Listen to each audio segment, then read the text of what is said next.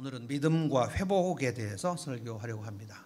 우리가 가진 믿음이 우리의 인생의 회복과 어떤 관계가 있는가 하는 것입니다.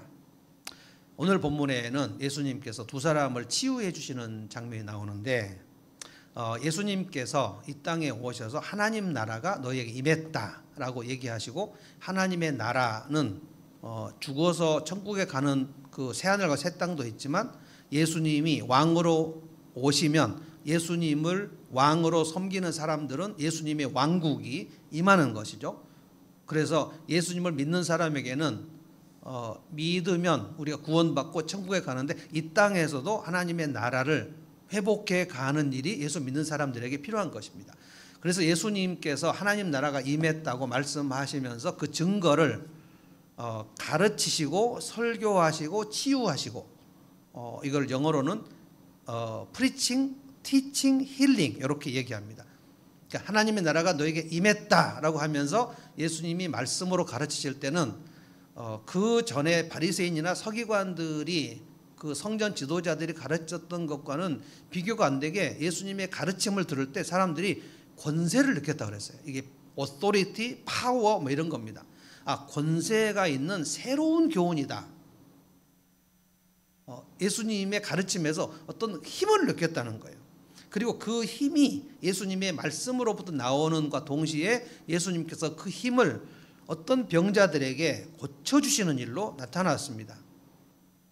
그러니까 오늘 여러분에게 이제 중요한 것을 두 가지 말씀드리려고 하는데, 예수님께서 그 3년 동안 공생애를 하시면서 정말 많은 사람들을 고쳐주셨거든요.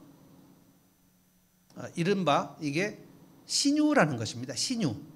하나님께서 직접 고쳐주신 거. 그러니까 의사나 약의 도움을 받지 않고 예수님이 직접 고쳐주신 거예요. 그런데 이제 우리가 생각해 볼 것은 두 가지입니다.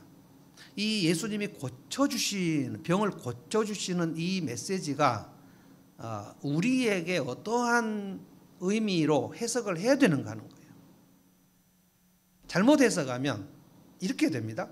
예수님은 고쳐주실 때에 여러 번에 걸쳐서 고치시지 않고 단번에 고치십니다. 그래서 우리가 예수를 믿고 병자를 고치는 일을 우리도 해야 된다라고 해서 단번에 이 사람이 낫기를 기도하는 경우가 있는데, 예수님은 단번에 고치셨는데요. 우리의 인생의 회복은 한 사람이 예수를 믿고 단번에 완전히 고쳐지지 않습니다. 그러니까 무슨 뜻이냐면, 예수님이 한 사람을 고치셨다는 것, 단번에 고치셨다는 것은 결국 우리의 인생이 결국에는 고쳐진다는 것을 말씀하시는 겁니다. 구약에서는 예수님이 오실 때, 메시아가 올 때 한 번만 오는 것으로 선지자들이 얘기했어요. 구약 선지자들은 예수님과 초림과 재림을 구별하는 눈이 없었습니다. 이사야나 예레미야나 에스겔이나 보면 예수님이 오시면 바로 천국이 임한 것처럼, 그래서 뭐 사자와 어린아이가 뛰놀고 독사굴에 손 넣고, 예수님이 오셨을 때 그 모든 일이 이루어지지 않았거든요. 그러니까 예수님이 재림하셨을 때 하시는 일과 예수님이 이 땅에 성탄절 그때 오셨던, 초림에 오셨던 일을 묶어가지고 그냥 한 번에 얘기를 한 거예요. 예수님이 우리를 고치시는 것도, 우리는 예수님을 믿으면 결국 우리의 인생은 회복이 된다는 것에 초점이 있는 거지, 단번에 예수를 믿고 이 사람이 완전히 회복된다, 그런 경우가 없습니다. 지난 우리 용인 하늘문 지역에 우리 모임을 하는데, 그 교회에 어떤 분이, 어떤 믿음이 굉장히 좋은 운동을 하시는 그 분이 와가지고, 여자분이 와가지고 거기 이제 있는 어린 아이들에게 뭐라고 얘기하냐면, 너 예수 믿는데 왜 거짓말해? 너 구원 받았니? 이렇게 물어봤다는 거예요. 예수를 믿으면 거짓말을 하지 않는다. 그러니까 구원받은 사람은 거짓말을 하지 않는다. 이런 생각을 이분은 어디선가 들은 거겠죠. 예수를 믿으면 죄 짓지 않는다 라는 말씀, 이거 구원파에서 많이 가르치는 거거든요. 예수를 믿으면 죄 짓지 않는다. 그래서 어떤 분은, 제가 직접 들은 경우인데, 그분이 그때 한 40대였고 저는 30대였고 60대 되신 목사님 앞에서 그렇게 말을 했어요. 그분이 목사님께 목사님 저는 이제 죄를 짓지 않는 영적 수준에 이른 것 같습니다. 이런 얘기를 했습니다. 굉장히 위험한 말입니다. 그게 구원파가 가르치는 것이고 복음학교라는 데서 가르치는 것은 그런 것은 아닌데 그분이 그때 우리 하늘문 지역에 있었던 분이 복음학교에서 영향을 받았다는 거예요. 근데 제가 알기로 복음학교에서 그렇게 가르치면 굉장히 심각한 것입니다. 우리 중에 누가 예수를 믿고 단번에 완전히 변화된 사람이 누가 있습니까? 우리도 지금 아직도 쩔쩔매고 있는 판인데. 그러니까 예수님이 단번에 고치셨다는 것은 예수님의 능력으로 결국 우리는 고쳐진다. 완전히 회복된다. 언제 회복됩니까? 우리가 하나님 나라 갔을 때, 새하늘 갔을 때 영광스럽게 변화된다. 그래서 그걸 영화라고 그럽니다. 영화. 이 땅에서는 성화되는 단계입니다. 그런데 성화되는 단계가 상당히 많이 진행되고 죽는 경우도 있지만 상당히 진행이 안 되고 죽는 경우도 많이 있어요. 그래서 우리 땅에서는 성화를 이루는 것이고 끝까지 성화, 거룩하게 변화되는 것이 성화입니다. 그런데 마지막 날 주님께서 우리를 새하늘과 새 땅으로 들여보내주실 때는 이 땅에서 우리 미비한 것들을 다 몽땅 예수님의 은혜로 묶어가지고 영화롭게 해버리는 겁니다. 또 하나 이제 굉장히 중요한 제가 영국에서 공부한 것과 관련이 있는 건데 예수님께서 이 땅에서 치유를 하신 것을 보면서 이것이 예수님 사역의 중심 사역이라고 생각을 해가지고 기독교 운동을 하거나 어떤 교회에서 신앙생활의 중심이 병에 고치는 거다. 병이 낫는 것이 우리 신앙의 중심이다. 그래서 신유사역을 메인으로 하시는 분들이 있어요. 예수를 믿고 은혜를 받으면 반드시 병이 고쳐야 된다. 근데 예수님께서 고쳐주시는 것은 반드시 다 고쳐주셨거든요. 그런데 저희 어머니도 신유은사의 기도로 병이 나아서 저를 낳았습니다만 그러나 이 땅에서 하는 신유사역은 다 고쳐지지 않습니다. 그러니까 단번에 고친다, 다 고친다. 신유사역이 우리 신앙의 중심이다. 그래서 요즘에도 지금 한국교회 안에 유행이 굉장히 많습니다. 우리가 누구를 전도하려면 이 사람의 질병을 고쳐줌으로써 이 사람이 하나님의 신비한 능력을 경험하고 예수를 믿게 된다. 이것이 능력 치유라는 것입니다. 그렇게 될 리가 없어요. 그러니까 예수님의 치유를 잘못 해석한 겁니다. 예수님은 누군가를 치유하실 때 항상 네 죄가 해결되었다고 얘기하십니다. 그러니까 예수님의 치유 사역을 우리가 해석을 할 때는 우리의 죄 문제가 치유되었다, 해결되었다. 그런데 단번에가 아니고 예수님은 단번에 하셨지만 우리 평생 동안 여러 번에 걸쳐서 우리의 믿음이 강화되면 강화될수록 그만큼 우리 인생은 회복된다. 서론을 제가 엄청 길게 지금 얘기했습니다. 오늘 본문에 두 번의 치유 사건이 나오는데 하나는 나병 환자고요. 하나는 중풍병자인데 믿음과 회복이라고 이제 설교 제목을 잡았지 않습니까? 믿음을 보시고 그 사람을 치유해 주십니다. 이 병을 치유해 주신다는 것은 우리가 늘 해석을 하셔야 돼요. 내 죄 문제와 내 인생의 문제를 치유해 주신다고 해석을 하는 게 맞다는 거예요. 그런데 참 흥미롭게도 어떤 믿음이냐면 예수님께 내가 나아가면 빛 가운데로 나아가면 내 인생 문제는 해결된다는 것을 믿는 거예요. 재밌게도 중풍병자는 자기의 믿음이 아니에요. 나병 환자는 자기의 믿음으로 예수님께 나옵니다. 자기가 직접 나와요. 근데 중풍병자는 보면 자기의 믿음으로 나올 수 없어요. 나오지 않아요. 그 주변 사람의 믿음으로 그 중풍병자가 예수님께 그 침상에 실려서 나옵니다. 저는 이 두 가지 믿음이 굉장히 중요하다고 봅니다. 왜냐하면 믿음이 있어야 하나님께서 회복시키시는데 내 믿음으로 내 인생이 회복되는 믿음이 있고 내 믿음으로 내 이웃의 믿음이 회복되는 믿음이 있어요. 이 두 가지를 지금 설명해 보려고 합니다. 첫째, 이제 자기 믿음. 주님은 내 인생을 회복시키신다. 이 믿음이 여러분에게 있는 줄로 압니다. 한번 따라서 해보십시오. 주님은 내 인생을 회복시키신다. 이 믿음이 있어야 이 믿음대로 우리 인생이 회복됩니다. 이 믿음이 없는 것을 불신앙이라고 그래요. 예수님이 내 인생을 회복시키실까? 아닐걸? 그럼 예수를 안 믿는 거예요. 자, 12절을 한번 보겠습니다. 이 나병 환자가 믿음을 고백하거든요. 12절 한번 같이 읽어보겠습니다. 시작. 예수께서 어떤 동네에 계실 때에 온몸에 나병이 든 사람이 찾아왔다. 그는 예수를 보고서 얼굴을 땅에 대고 엎드려 간청하였다. 주님, 하고자 하시면 나를 깨끗하게 해 주실 수 있습니다. 믿음이 있죠? 나병 환자 믿음 있습니까? 대답을 좀 해보십시오. 지금 여러분이 잘 안 보여서 좀 여러분의 대답이 필요합니다. 온몸에 나병이 든 환자, 그러니까 나병이 든 지가 상당히 오래 진행됐어요.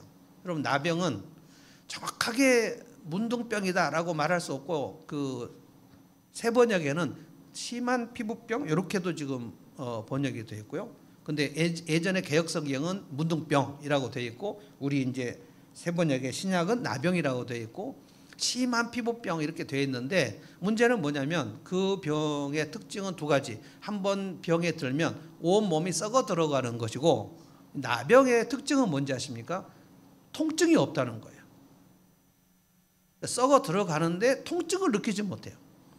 어떤 암은 그 자기가 암이 아주 진행될 때까지 자기가 통증을 못 느끼는 경우도 많습니다. 근데 나병은 그래요. 통증이 없고 온몸이 썩어 들어가서 이미 상당히 진행됐어요. 그런데 이 나병이 든 환자가 예수님을 찾아왔다.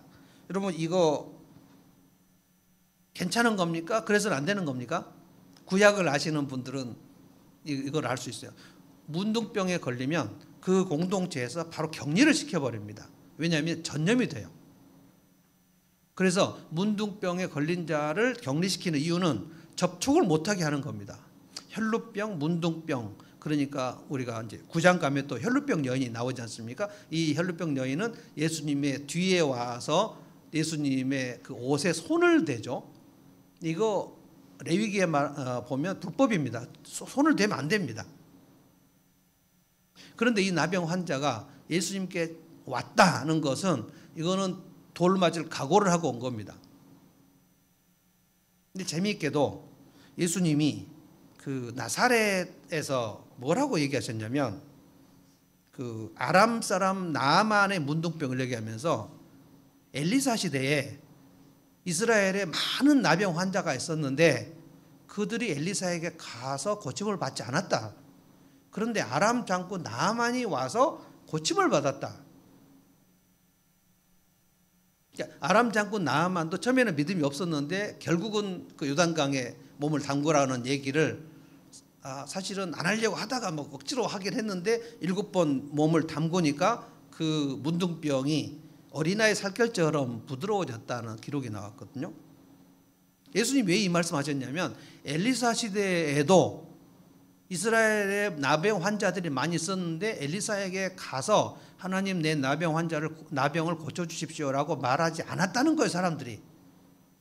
그 당시에도 엘리사에게 나병 환자가 갔으면 고침을 받을 가능성이 많았는데 안 갔다는 거예요. 이 말씀을 왜 지금 하셨냐면 엘리사하고 예수님하고는 비교가 안 되죠. 엘리사보다 훨씬 크신 예수님이 지금 사역을 시작하셨는데 이스라엘 백성들 중에 많은 나병 환자들이 올 것 같은데 오는 사람이 있고 안 오는 사람이 있었다는 거예요.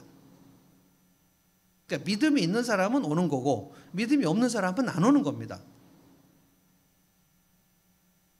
근데 이 사람이 온몸에 나병이 퍼졌는데 이 사람이 예수님께 와서 한 말이 뭡니까?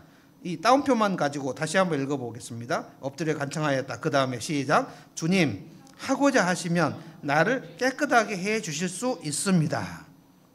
이것이 믿음이에요. 예수님께 나아가면 이 형편없이 온몸이 썩어진 나병도 예수님은 고칠 수 있다. 내 문제는 예수님이 고칠 수 있다. 이게 믿음이거든요. 문둥병은 사람이 고칠 수 있는 병이 아닙니다.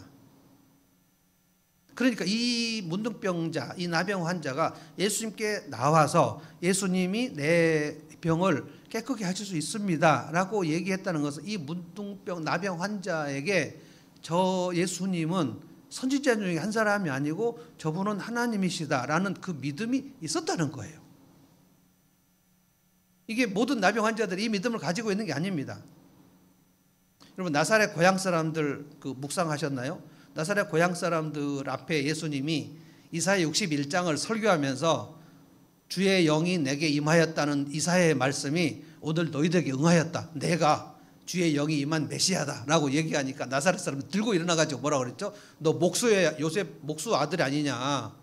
네가 무슨 메시아냐? 그러면서 막 분개하면서 예수님을 땅떨어지로 밀어버리려고 그랬어요.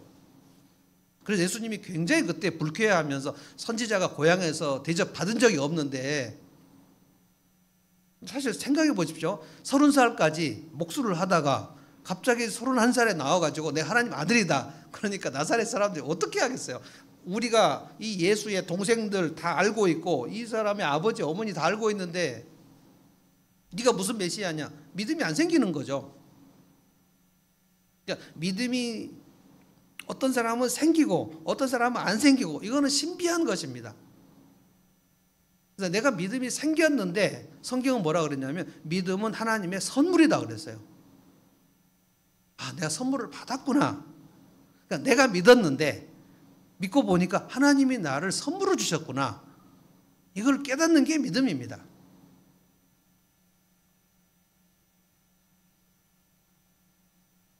이 나병 환자가 예수님께 간청한 내용은 그러니까 두 가지 믿음이에요. 예수님은 내 병, 나병을 해결하실 수 있습니다. 그런데 아까 제가 말씀드렸죠. 서문에서 아주 장황하게 설명한 거. 병을 고치시는 예수님은 결국 뭘 고치신다고요? 죄를 고치신다. 죄를. 죄의 문제를 고치시는 증거로 병을 고치시는 거예요. 그러니까 예수님의 치유의 핵심은 죄를 고치시는, 죄를 해결하시는 거고, 죄를 해결하시는 것은 필수적인 거고, 이 병을 고치시는 일이 있었으나 우리에게 어떤 경우는 병도 고치시고 죄도 고치시지만 어떤 경우는 병은 안 고치시고 죄는 고치시는 경우가 많은데 핵심은 죄를 고치시는 것이 있단 말이에요. 그거를 모르면 예수님이 치유사역을 하셨으니 우리도 치유사역이 메인이다 하고 계속 병자를 치유하는 것이 신앙생활 핵심인 걸로 붙들고 지금 가버리는, 이게 능력치유가 되어버리는 거예요. 그래서 믿음이 있으면 다 치유된다. 치유 안 되는 사람 되게 많거든요. 제가 그 핵심되는 그 빈야드 운동을 영국에서 공부를 했는데, 빈야드 운동의 핵심이 뭐냐면 우리가 한 사람을 전도하려면 반드시 하나님의 초자연적 능력을 보여줘야 되고, 그 초자연 능력 중에 핵심이 그들의 병을 직접 신유로 고쳐줘야 이 사람을 전도할 수 있다. 이게 능력 전도, 능력 치유예요. 지금 한국에서 굉장히 유행입니다. 그런데 놀랍게도 그 빈야드 운동의 그 최고 리더, 빈야드 운동을 창설한 사람 존 윈버는 암으로 죽었습니다. 아주 아이러니해요. 그래서 빈야드 운동이 존 윈버 죽고 지금 다 사라졌어요. 근데 지금 신사도 운동으로 다시 부활된 겁니다. 예수님께서 이 나병 환자의 믿음을 보셔요. 무슨 믿음이에요? 예수님은 내 병을 치유하실 수 있습니다. 그런데 예수님은 내 죄를 치유하실 수 있습니다. 왜냐하면 문둥병은 교만병입니다. 그래서 문둥병에 걸렸다라는 것은 그가 하나님 앞에 교만했다는 증거예요. 미리암, 모세의 누나 미리암이 그때 갑자기 교만하게 되니까 이 미리암이 얼굴에서부터 문둥병이 쫙 바랬다가 모세가 우리 누님을 불쌍히 여기십사 중보기도 해갖고 미리암이 고쳐진 사건이 출애굽기에 나옵니다. 우시야 왕 얘기도 있습니다. 우시야 왕이 하나님의 은혜를 받고 너무 강성해져가지고 교만하니까 성전에 들어가서 제사장이 분향을 해야 되는데 왕이 직접 자기가 분향하려고 딱 들어가는 순간 온몸에 쫙 문둥병이 걸립니다. 그러니까 신하들이 딱 붙잡아가지고 바로 격리시켜버립니다. 그래서 문둥병이 걸린 그 시간에 우시야 왕이 폐위돼 버립니다. 별궁에 격리돼 버려요. 이건 교만병입니다. 근데 이제 레위기에 보면 문둥병자들이 치유를 받았을 경우에, 몸이 나을 경우에 제사장에 가서 보이고 이런 말씀이 있어요. 그러니까 문둥병은 불치병은 아니라는 거예요. 교만한 사람에게 문둥병이 왔는데 이 사람이 치유됐다. 그러면 이 사람이 어떻게 됐다는 뜻입니까? 그 교만한 마음을 주님 앞에 회개했다는 뜻이거든요. 그래서 불치병이 아니에요. 문둥병에서 나은 자들은 이렇게 하라는 말씀이 레위기에 가득 나와 있어요. 그러니까 교만함을 회개하면 치유가 됩니다. 그러니까 죄 문제가 해결되면 지금 이 문둥병도 해결될 수 있는 거예요. 그래서 예수님께서 뭐라고 하셨어요? 13절을 보십시오. 예수께서 손을 내밀어서 그에게 대시고, 아까 말씀드렸죠. 문둥병은 접촉을 하면 안 돼요. 왜냐하면 접촉을 하면 그 문둥병에 접촉한 사람에게 옮아요. 근데 예수님께서 그걸 아시고 손을 대셔요. 근데 예수님께 문둥병이 옮은 게 아니고 예수님의 능력이 흘러가요. 다시 한번 읽습니다. 제가 읽겠습니다. 예수께서 손을 내밀어서 그에게 대시고 그렇게 해주마 깨끗하게 되어라. 엄청납니다. 곧 나병이 그에게서 떠나갔다. 모두가 알 수 있도록 나병이 깨끗하게 돼서 살이 막 오르는 일들이 그 시간에 있었다는 거예요. 여러분, 나만의 경우에 그 일이 일어났습니다. 요단강에 가서 7번 씻으라는 말씀, 엘리사가 나와보지도 않고 그냥 시종시켜가지고 요단강 가서 7번 씻으라고 해라. 그의 교만을 꺾으려고. 그래서 처음에 나만이 안 가려고 했지 않습니까? 우리나라 다메섹에 요단강보다 더 좋은 강이 얼마나 많은데 거기 가서 씻지 내가 요단강에 가서 씻겠느냐라고 하니까 부하들이 막 간청해서 한 번만 장군님 가서 씻어 보십시다 하고, 나만이 처음에는 믿음이 없었는데 나중에는 믿음으로 7번을 요단강에서 씻으니까 씻고 나올 때에 그 몸이 어린아이 살결같이 부드러워졌다고 그랬어요. 저는 이게 우리의 내면이라고 생각합니다. 우리의 내면과 영혼이, 어떤 영혼은 딱딱하고 돌짝밭 같은 영혼인데 하나님의 능력이 우리 속에 계속 들어와서 우리가 믿음으로 계속 회복이 되면 마음이 되게 말랑말랑해지면서 그게 어린아이 살결같이 부드러워집니다. 이것이 저는 예수님이 4가지 밭 얘기하신 옥토밭이라고 생각합니다. 말씀이 딱 떨어질 때에 옥토밭은 그 씨앗이 깊이 들어가요. 깊이 들어가서 싹이 나고 우미 돋고, 그래서 올라오면서 열매가 맺어서 그 옥토밭에는 열매가 30배, 60배, 100배 열매가 맺힌다고 했어요. 그런데 옥토밭이 처음부터 옥토밭인 사람 아무도 없습니다. 길가밭, 돌짝밭, 가시덤불 밭인 거예요.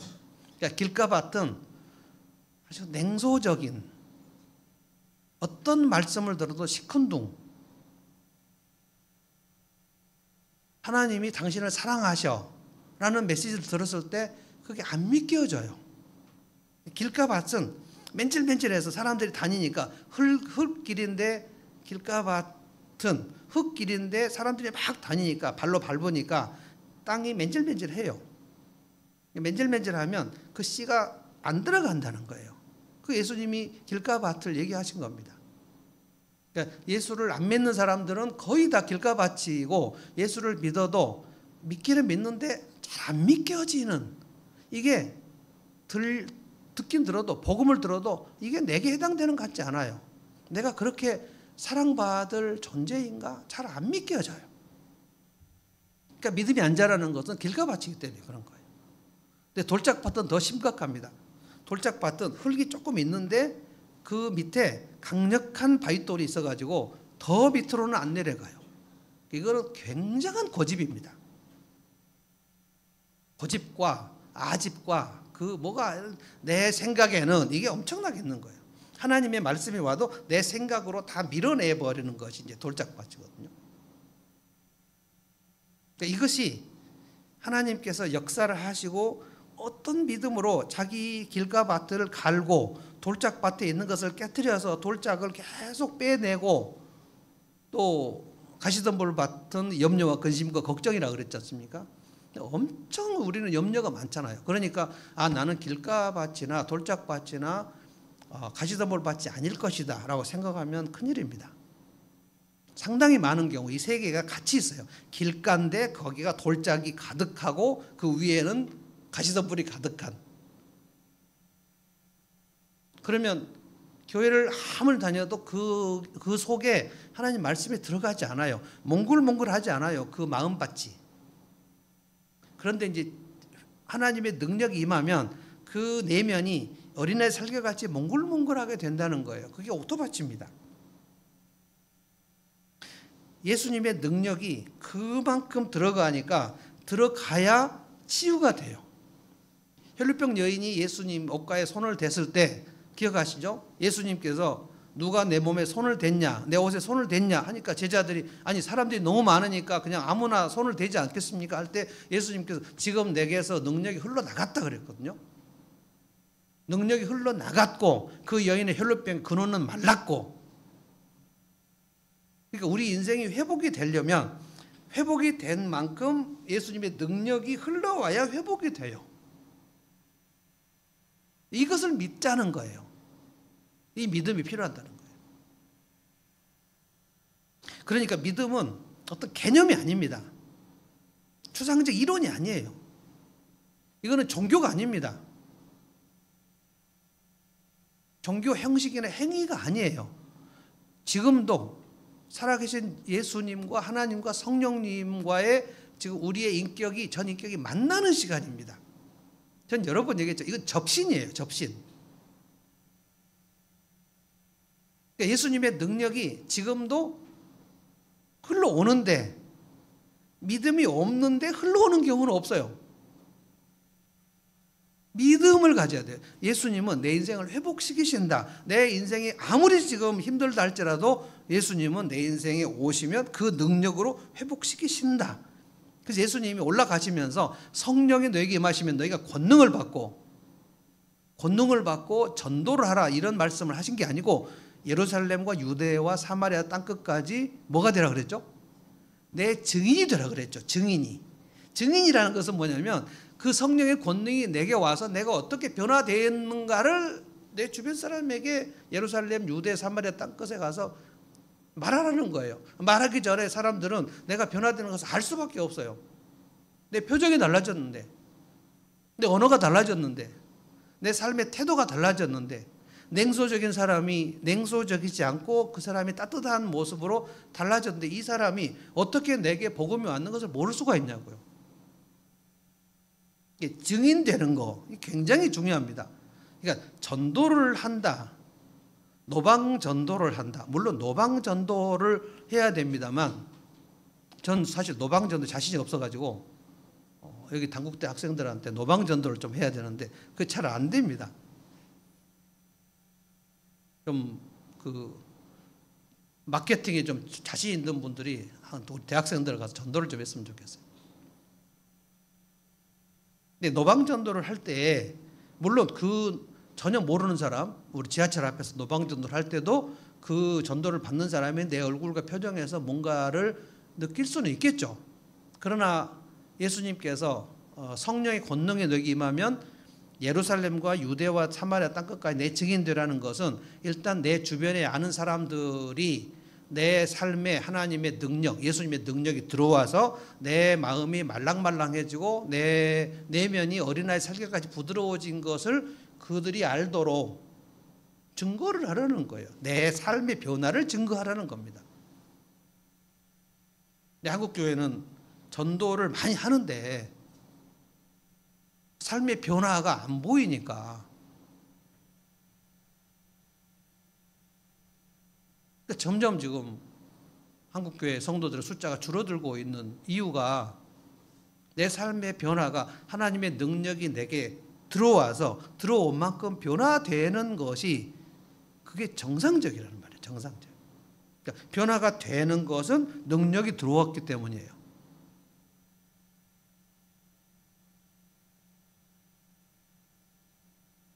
예수님은 오늘 단번에 고치셨지만 제가 그래서 이제 또 설명하는 거예요. 이거는 내가 계속 믿음으로 주님은 내 인생을 회복시키실 줄로 믿습니다.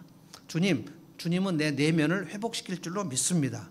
주님, 내 두려움과 내 망설임과 내 움츠림을 주님 능력으로 들어오셔서 나를 담대하게 용기 있게 만들어주실 줄로 믿습니다. 주님, 나는 푸석푸석한데 내 내면을 주님이 단단하게 만들어주실 줄을 믿습니다. 이 믿음을 계속 고백하자는 거예요. 그래서 단번에 되는 게 없습니다. 그러니까 성경을 읽을 때 이것이 단번에 됐으니까 나도 단번에 어떻게 변화되기를 성경을 잘못 해석하는 거라는 거예요. 예수님은 3년 동안 이 땅에 오셔서 사역하시고 샘플로 보여주시고 올라가셔서 성령을 보내주셔야 되기 때문에 3년간 그것은 뭐냐면은 그냥 예고편처럼 샘플로 확 그냥 변화되고 회복되고 이렇게 변화된다라고 보여주신 거예요. 그래서 변화되니까 14절에 예수님께서 환자에게 뭐라고 말씀하셨냐면 제가 읽어보겠습니다. 예수께서 그 사람에게 아무에게도 말하지 말라고 명하시고, 이거는 왜 그런지 모르지만 예수님이 이 말씀 되게 많이 하셨거든요. 아무에게도 말하지 말라. 근데 저는 이제 이렇게 해석합니다. 먼저 제사장에게 네 몸을 보이라는 것이 방점이 찍힌 것 같아요. 그러니까 막 사람들에게 말하고 돌아다니지 말고 먼저 제사장에게 네 변화된 몸을 보이라. 이거 레위기에 나오는 말씀이거든요. 나병이 나은 사람은 제사장에 가서 자기 몸이 나은 것을 보이도록 되어 있어요. 그리고 나서 모세가 명한 대로 예물을 드려서 사람들에게 증거로 삼아라. 그러니까 아무에게도 말하지 말라는 거기에 포인트가 있는 게 아니고 제사장에게 몸을 보이고 그리고 하나님께 예물을 드리고 사람들에게 증거로 삼아라. 네가 변화된 것을 증거로 삼으라는 거예요. 나병 환자가 그렇게 해가지고 사람들이 이 나병 환자의 변화를 보면서 아, 하나님께서 하시는구나 이걸 느꼈다는 거예요. 이것은 자기 믿음입니다. 여러분과 제가 지금보다 훨씬 더 변화가 되고 훨씬 더 내 삶의 문제를 해결해서 내가 이전보다 점점 더 자유로워졌다는 것을, 지금보다 훨씬 더 많이 변화될 수가 있다는 것을 여러분과 제가 믿으라는 거예요. 내 삶은 예수님이 회복시키신다. 지금보다 훨씬 더 회복시키신다. 여러분이 믿음이 있었기 때문에 그 믿음으로 예수님의 능력이 들어와서 내 삶이 그만큼 변화가 된 거예요. 두려움에서 담대함으로 변화가 됐고, 그리고 뭔가 이렇게 막 망설이면서 앞으로 나가는 그것이 변화가 되는 거예요. 두 번째로 그 믿음이 아니고, 그의 믿음이 아니고 이웃의 믿음. 한번 따라서 하십시오. 주님은 내 믿음으로 내 이웃을 회복시키신다. 이 믿음이 우리에게 또 필요하다는 거예요. 17절부터 이제 중풍병자 치유가 나오는데요. 20절을 다 같이 한번 읽어보겠습니다. 읽어봅시다. 20절 시작. 예수께서 그들의 믿음을 보시고 말씀하셨다. 이 사람아, 네 죄가 용서받았다. 누구의 믿음을 보셨다고 그랬어요? 그들의 믿음을 보셨다고 그랬어요. 이 그들이 누구냐면 중풍병자를 침상째 들고 온 사람들입니다. 누군지 모르겠어요. 이름이 안 나옵니다. 그리고 이 사람들이 중풍병자를 들고 침상째 들고 나온 사람들이 이 중풍병자가 어떤 관계인지도 성경에 안 나와요. 가족들인지 친구인지 이웃 사람들인지를 모르겠어요. 그런데 중요한 것은 예수님께서 이 마을에 오셔가지고 사람들을 고치시고 막 그 말씀을 가르치시고 그러니까 인산인해를 이루어가지고 사람들이 많이 모여있는데 스스로 올 수 없는 중풍병자 이 사람을 놓고 그 주변에 있는 아주 가까운 누군가가 사람들이 의논을 했어요. 이 사람을 예수님께 데려가면 예수님께서 이 사람 문제도 회복시키실 텐데 이 사람이 걸어갈 수 없으니까 우리가 이 사람을 예수님께 데려가면 좋지 않겠는가. 한 사람이 아닙니다. 몇 사람이 한 사람을 예수님께 데려가면 이 사람을 고치시지 않겠는가. 이 믿음이 있었다는 거예요. 친구들인지 이웃 사람인지 가족인지 알 수 없습니다. 근데 중풍병은 여러분 아시죠? 뇌졸중입니다. 뇌졸중. 뇌졸증이 아니고요. 뇌졸중입니다. 중. 뇌졸중은 두 가지예요. 뇌출혈과 뇌경색입니다. 우리 박순인 교수님 뇌경색이셨잖아요. 뇌출혈은 속에서 혈관이 터지는 거고 뇌경색은 혈관이 막히는 겁니다. 그래서 뇌출혈이나 뇌경색이 되면 조금 시간이 지체되면 사망에 이르거나 아니면 반신불수가 되거나 아니면 언어는 상실되거나 박순인 권사님처럼 이렇게 완전히 회복되는 경우는 그렇게 많지 않아요. 사실은 걸어다니는 기적입니다. 지금 그것도 하늘문교에서 새벽기도 하다가 차인현 사모 옆에서 쓰러지셨거든요. 진짜 깜짝 놀래가지고 우리 급히 119 불러가지고 박 권사님 그때 본인은 모르시지만 눈 막 돌아가고 막 거품 나오고 그때 바로 조금 지나면 바로 사망입니다 그때.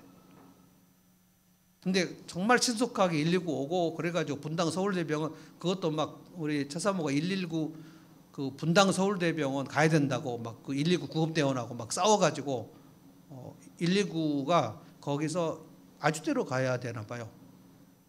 근데 아주대는 우리 잘 안 갑니다. 아주대. 근데 분당 서울대병원 간다고 가가지고 구급대원이 막 굉장히 강력하게 얘기하니까 갔는데 분당 서울대병원에서 그 구급대원을 막 뭐라 그랬어요. 왜 여기 데려왔냐고. 그래서 이제 저 처사모가 내가 데려왔다고 막 그래가지고 박 권사님 모르시죠? 굉장히 저 사람이 공이 큽니다. 어마어마한 일이 그때 있었어요. 뇌졸중은 일반적으로 가만 놔두면 그냥 바로 사망입니다. 산소 공급이 안 되는 거거든요. 근데 이 사람의 경우에는 그냥 오랫동안 아마도 움직일 수 없어가지고 그 욕창 수준이 될 정도로 침상에 오랫동안 누워 있었던 것 같습니다.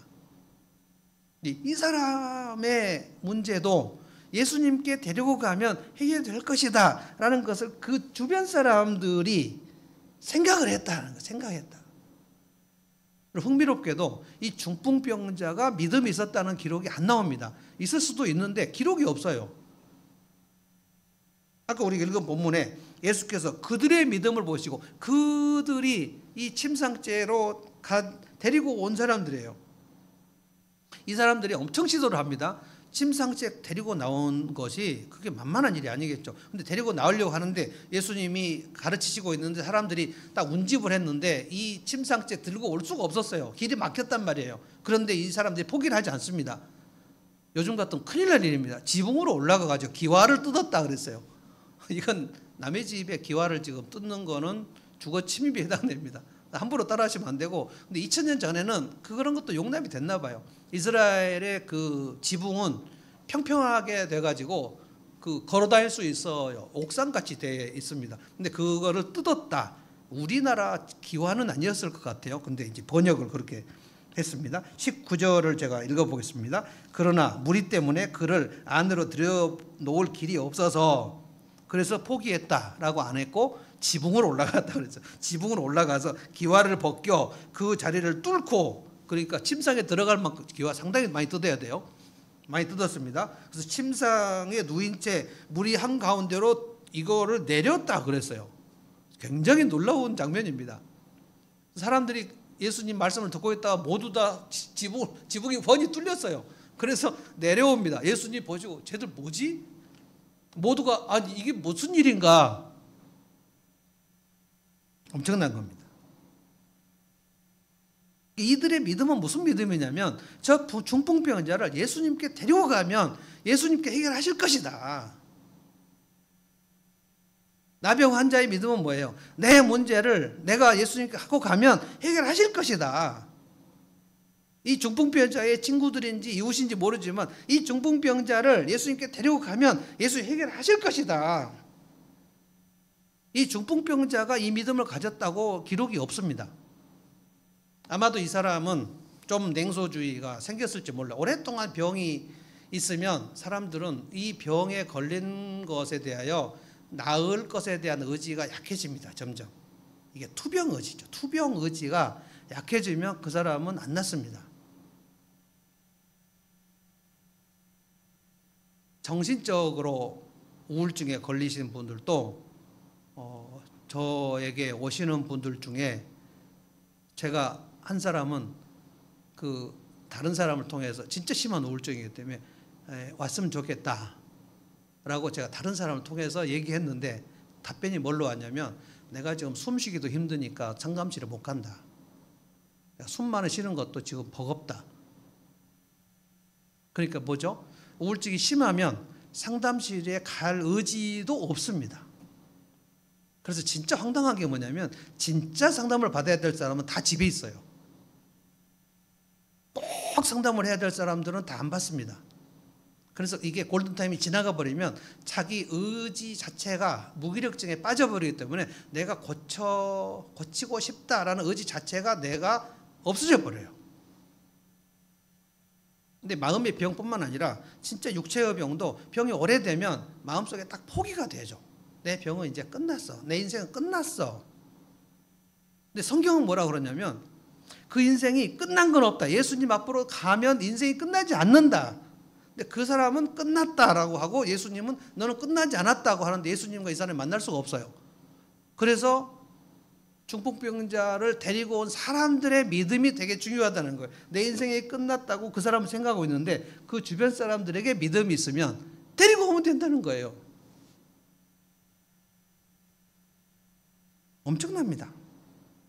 저는 우리가 지금 새로운 VIP를 찾자라고 얘기하는데 우리 목장에서 이런 믿음이 좀 있어야 돼요. 한 사람의 VIP를 정해놓고 그 사람을 예수님께로 데려오자. 곧바로 목장에 끌고 오자는 얘기가 아니고 우리가 기도를 할 때 이 사람이 예수님을 만날 수 있도록 어떻게 우리가 이 중풍부의 그 친구들이나 이웃처럼 이 사람을 어떻게 예수님께 데려갈 수 있을까를 연구해가지고 의기투합을 하는 게 중요하다는 거예요. 이 사람들이 장애물이 막혔는데 사람들이 너무 많아서 못 들어갔는데 포기를 하지 않았다.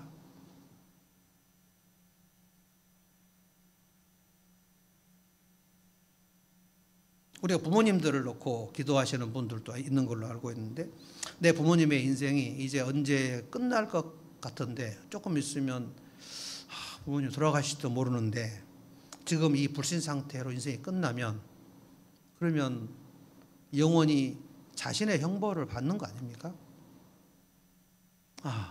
내 우리 부모님을 예수님께로 데려가고 싶다. 이거를 나 혼자 하지 않고 중풍병자 친구들처럼 옆에 있는 사람들에게 기도 부탁을 하고 어떻게 데려갈 것인가. 저는 이것이 중보 기도의 힘이라고 믿거든요. 이 사람들이 이 믿음을 공동으로 믿음을 갖지 않았어. 이 사람을 위해서. 그래서 불신 가족 한 사람을 놓고 우리가 그 사람을 위해서 공동으로 기도를 하자는 거예요. 내 형제 자매들 중에 내 자식들 중에도 아직도 빛 가운데로 못 나온 사람들 있지 않습니까? 이 사람들을 포기하지 말자는 거예요. 그 인생이 완전히 끝나기 전까지는 예수님께 데려가면 되니까. 나에게 예수님의 능력이 흘러온 것처럼 그에게도 예수님의 능력이 흘러가면 예수님은 그를 회복시키신다. 이 믿음이 우리에게 있어야 된다는 거예요. 내 지인들, 내 동료들, 내 후배들, 내 가족, 내 부모, 내 자식, 내 동생, 저 사람이 예수님을 만나면 예수님의 권능이 그에게 흘러가면 그들의 인생이 회복될 것이다. 이것을 믿는 믿음.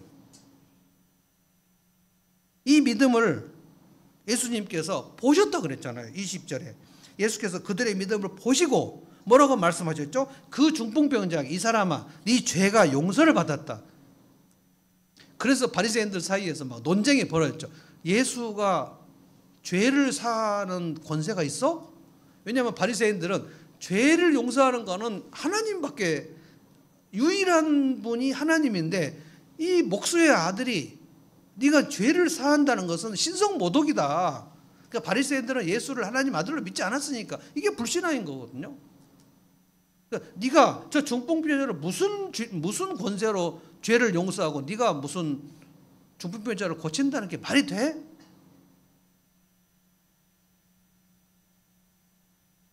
예수님이 사람들을 속인다고 생각한 거예요. 이게 불신앙입니다. 그러니까 이 사람을 내가 예수님께 데려가면 예수님이 이 사람의 인생을 회복시키신다. 믿음이 있는 것과 믿음이 없는 것은 엄청 차이가 있어요. 믿음이 없으면 데려갈 생각을 안 하겠죠. 데려가면 뭐하냐 예수님이 저 사람인데 내 인생도 회복이 안 된 사람이 누군가를 전도하겠습니까?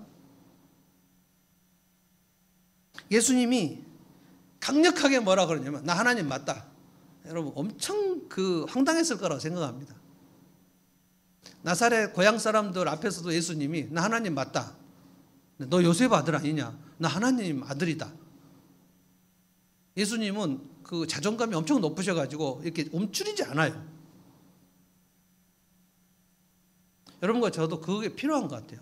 나 하나님의 자녀 맞다.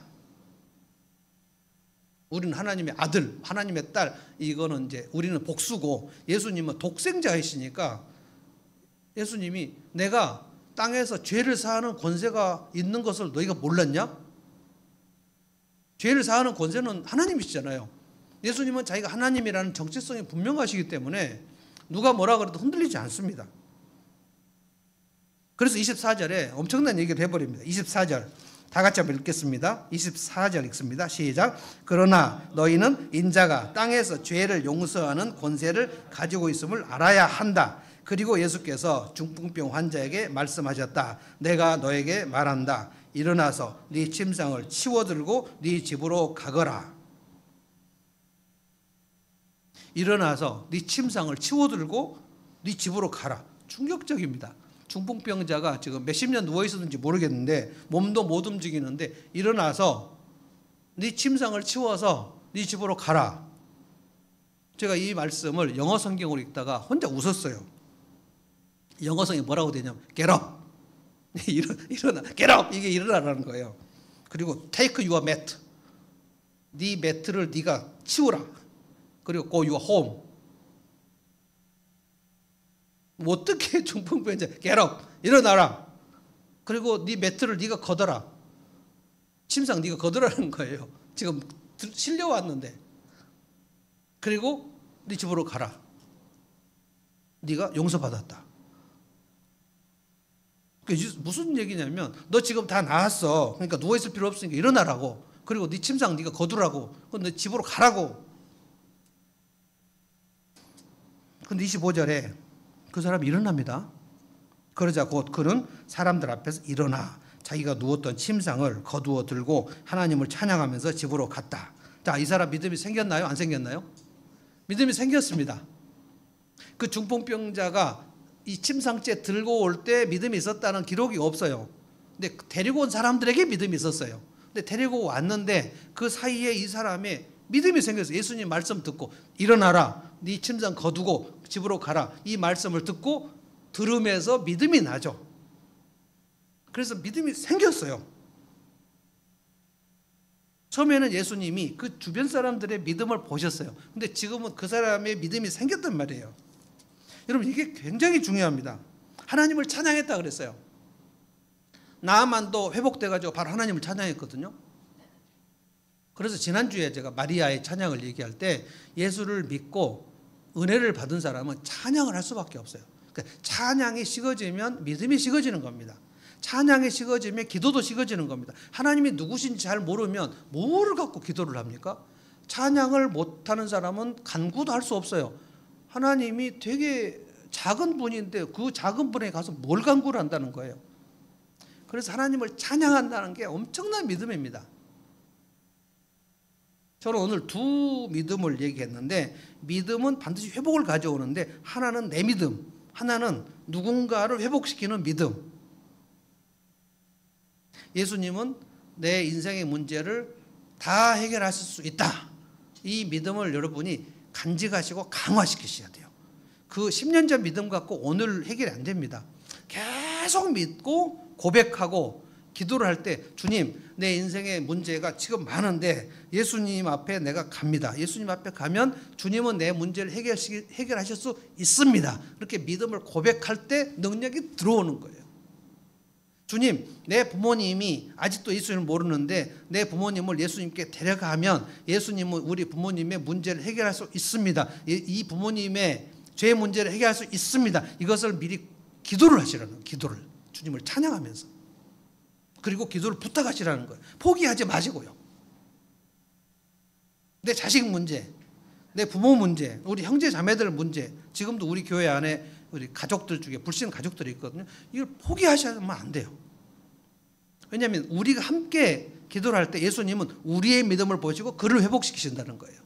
이 믿음을 계속 강화하셔서 나도 내 인생에서 회복되고 어떻게 해서 내가 두려움에서 해방됐는지를 간증하시고 그리고 적당한 때에 내 불신 가족들 앞에서 내가 어떻게 회복됐는가를 증거하셔야 돼요. 이거는 굉장히 중요합니다. 그래서 그분들이 나의 회복이 진짜 변화된 것이 확실하면 아 진짜 저렇게 하나님은 살아계시고 역사하시는데 내 가족의 죄한테 역사를 하셨구나, 이런 증거가 있어야 돼요. 끝까지 포기하지 않고. 그러면 내 인생과 내가 사랑하는 사람들의 인생을 주님께서 능력으로 회복시키실 줄로 믿습니다. 찬송하십시다.